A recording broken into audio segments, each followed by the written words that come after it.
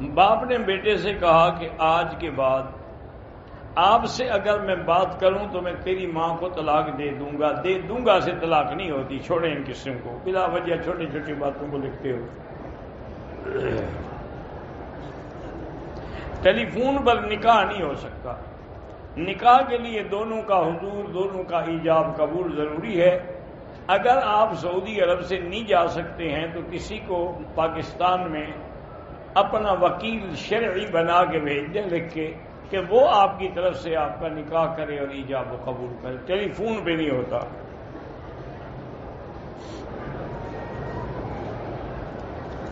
میرا ایک بھائی ہے جو پیدا ہوتے وقت ہی میری ماں نے کسی رشتہ دار کو دے دیا تھا، لیکن آپ کا ہی وہ بھائی ہے نا، وہ بالکل جائیداد میں حصے دار ہے.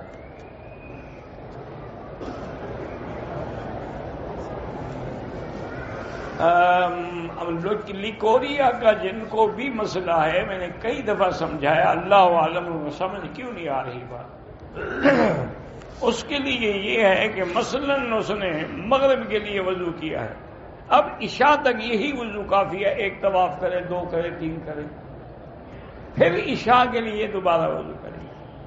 تو ایک وضو سے اگلی نماز تک آپ طواف بھی کر سکتی ہیں، اللہ کا ذکر بھی کر سکتی ہیں، نماز بھی پڑھ سکتی ہیں، لیکن حفاظت کے ساتھ کہ کوئی پانی گندا جو ہے